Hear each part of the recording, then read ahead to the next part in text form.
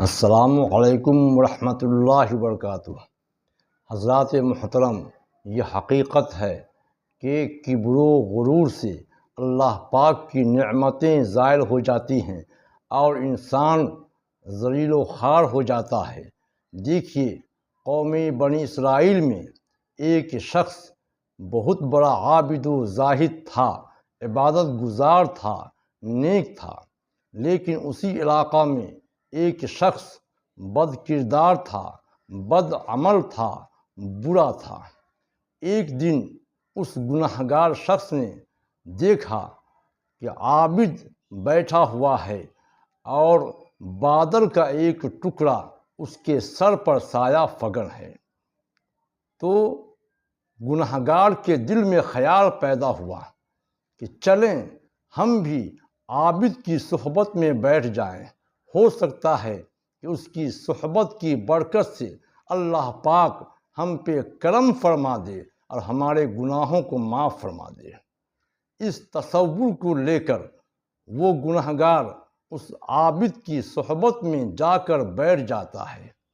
جب گنہگار اس جگہ بیٹھا تو عابد و زاہد کے دل میں تکبر پیدا ہوا، گھمنڈ پیدا ہوا کہ ہم بنی اسرائیل کے عابد ہیں، ہم عبادت گزار ہیں، ہمارا مرتبہ اونچا ہے، اگر یہ گنہگار ہماری صحبت میں بیٹھے گا تو ہماری بے عزتی ہو جائے گی، توہین ہو جائے گی۔ لہٰذا اس نے گنہگار شخص کو اپنے قریب سے دور بھگا دیا، اپنے پاس سے ہٹا دیا، اپنے قریب بیٹھنے نہ دیا۔ وہ گنہگار بہت مایوس ہو کر وہاں سے ہٹ گیا۔ تو اللہ پاک کو عابد کا یہ نظریہ، اللہ پاک کو عابد کا یہ عمل بہت ہی ناگوار گزرا۔ اللہ پاک نے بادل کے اس ٹکڑا کو عابد کے سر سے ہٹا کر گنہگار کے سر پر سایہ فگن کر دیا۔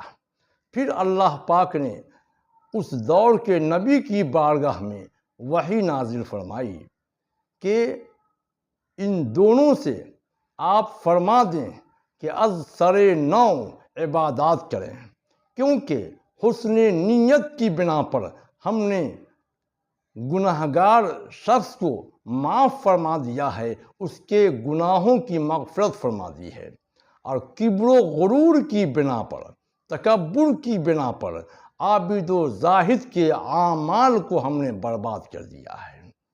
لہٰذا آپ دونوں کو حکم دیں کہ از سر نو عبادات کریں۔ معلوم ہوا کہ تکبر و غرور کی بنا پر انسان سے اللہ پاک کی نعمتیں چھن جاتی ہیں، مرتبہ گھٹ جاتا ہے اور انسان کو ذلت ملتی ہے، رسوائی ملتی ہے۔